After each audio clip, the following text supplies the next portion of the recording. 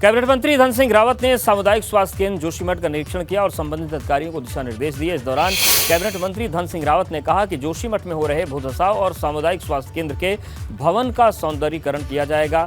यही नहीं, बिल्डिंग के नीचे 50 गाड़ियों की पार्किंग भी बनाई जाएगी। डॉक्टर धन सिंह रावत ने पांडुकेश्वर इंटर कॉलेज में खेल मैदान, विद्यालय भवन, प्रयोगशाला बनाने की घोषणा भी की है। हल्द्वानी के गोलापार क्षेत्र में 55 बीघा जमीन के फर्जीवाड़े का मामला सामने आया है। आरटीआई के तहत मांगी जानकारी में पता चला कि गोलापार के देवता तल्ला में 55 बीघा जमीन में अधिकारियों के साथ मिलकर धांधली की है। खुलासा हुआ है कि नियमों को ताक पर रखते हुए अधिकारियों ने सरकार को करोड़ों रुपए के राजस्व का चूना लगाया और भू माफियाओं के साथ साठगांठ करके सरकारी भूमि की बंदरबाट कर दी गई।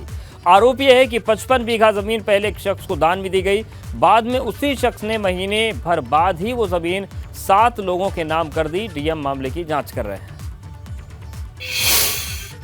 जमीन का प्रकरण है। 10 से करीब 50 से 55 बीघा जमीन है और मेन रोड साइड की ज़मीन है। सबसे करीब इस समय मार्केट वैल्यू 100 करोड़ के लगभग की इसकी वैल्यू है।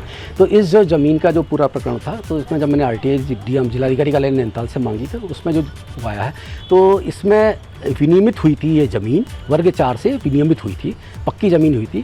तो कोई भी इसमें सीलिंग एक्ट का उल्लंघन हुआ था। सीलिंग एक्ट ये कहता है उत्तराखंड के अंदर कि किसी भी व्यक्ति और उसके परिवार के पास 12.5 एकड़ से ज़्यादा ज़मीन नहीं होनी चाहिए। संज्ञान में आया मैटर, तो सही तथ्य को जानने के लिए तो इसमें सीडीओ की अध्यक्षता में हमने कमेटी बनाई है और जिसमें एडीएम और एसडीएम्स वगैरह भी होंगे, क्योंकि इनका कहना था कि ये सीलिंग से रिलेटेड मैटर है और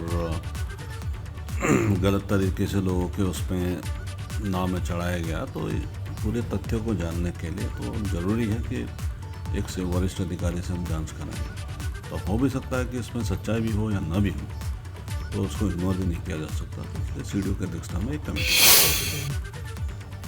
रुद्रपुर कोतवाली क्षेत्र से एंटी नारकोटिक्स टास्क फोर्स ने तस्करी के मामले का खुलासा किया है। आधा किलो चरस के साथ एक युवक को गिरफ्तार किया गया। टीम को मुखबिर से सूचना मिली थी कि चंपावत का रहने वाला एक चरस तस्कर रुद्रपुर में चरस की सप्लाई करने के लिए आ रहा और इसी दौरान एंटी नारकोटिक्स टास्क फोर्स ने चरस तस्कर को गिरफ्तार किया और उसकी तलाशी लेने पर उसके पास से 500 ग्राम चरस बरामद हुई है। कार की और पीएसक्यू की और माननीय डीआई साहब की और डीजीपी साहब के निर्देशन में हम काम करते रहते हैं। लगातार नशे के विरुद्ध कार्रवाई करते रहते हैं। इसी के तहत आज एक बहुत अच्छी सफलता मिली है। एडीटीएफ का टीम द्वारा 510 ग्राम के आसपास का चरस जो है बरामद हुई है। उससे अग्रिम पूछताछ भी किया जा रहा है और कोई खेप हो, बड़ा खेप हो, तो उसको भी बरामद किया जाएगा। दीपावली का त्यौहार करीब आते ही खाद्य सामानों में मिलावट की आशंका है। इसी को लेकर पौड़ी में प्रशासन ने चौकसी बढ़ा दी है। खाद्य सुरक्षा विभाग की तरफ से शहर में मिठाई की दुकानों पर चेकिंग अभियान चलाया गया और इस दौरान मिठाई की गुणवत्ता की जांच की गई। खामियां मिलने पर कई जगह मिठाइयों के सैंपल भी लिए गए। त्योहारी सीजन के मद्देनजर विभिन्न खाद्यान्न प्रतिष्ठानों में निरीक्षण किया जा रहा है। उसमें हमारे साथ संयुक्त निरीक्षण टीम में बाट माप विभाग और फूड सेफ्टी वाले हैं। तो उसमें दोनों ही पहलुओं पर देखा जा रहा है कि कहीं बाट माप को लेकर कोई चोरी ना हो रही है और जो खाद्यान्न की जो गुणवत्ता है वो ठीक है या नहीं है। तो इसमें हमारे द्वारा विभिन्न प्रतिष्ठानों का इंस्पेक्शन करा जा रहा है।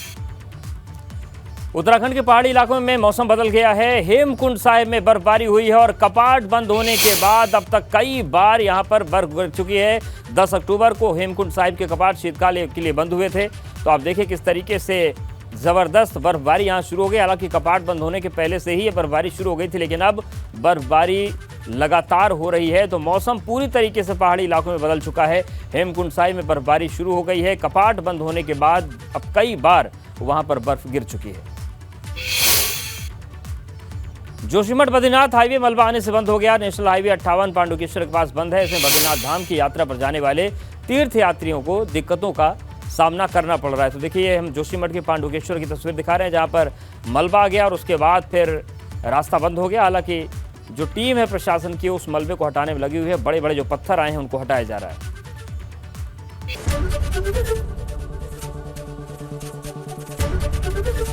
एबीपी गंगा, खबर आपकी, जुबान आपकी।